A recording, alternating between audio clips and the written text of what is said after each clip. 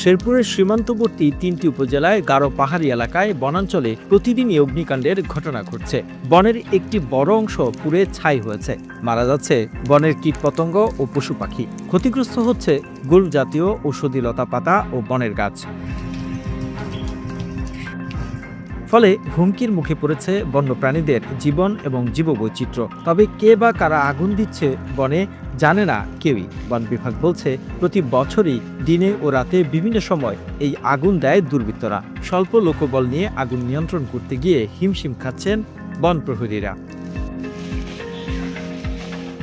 স্থানীয় লোকজনের অভিযোগ, অসাধু ব্যবসায়ী ও বন কর্মকর্তার যোগসাজশে শাল বাগান ধ্বংস করে বনের জায়গা দখলে নিতেই পরিকল্পিতভাবে আগুন লাগানো হচ্ছে।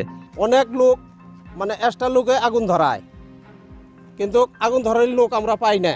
ওই জেলা কখন ধরায় আমরা তাও বুঝি না।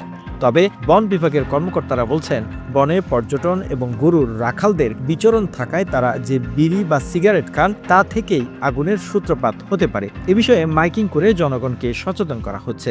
শুষ্ক মৌসুমে পাহাড়ে আগুন দেয় অনেক দুষ্কৃতী লোকেরা, তাই আমরা যথেষ্ট চেষ্টা করি এগুলি নিবানোর জন্য এবং লোকজনকে ধরার জন্য, কিন্তু আমরা আসলে পারি না। আমরা জনবল একদম কম। এক জায়গা থেকে এক জায়গায় শুনি যে আগুন দিছে, ওখানে যায় নিবানোর ব্যবস্থা করি, নিবাই।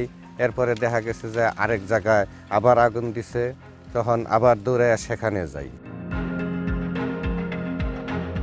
বন বিভাগ ও স্থানীয় সূত্রে জানা গেছে, শেরপুর জেলার সীমান্তবর্তী নালিতাবাড়ি, জিনাইগাতি ও শ্রীবর্দী উপজেলার গারো পাহাড়ের মধুটিলা, রাঙামাটি ও বালিজুড়ি রেঞ্জ সহ জেলার প্রায় 20,000 একর বনভূমি রয়েছে।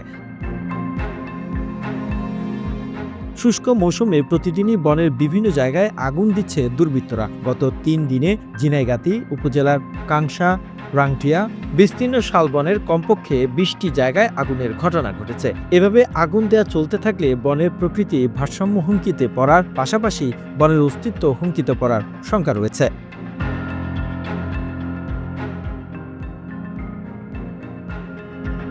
The news Bangladesh desk report.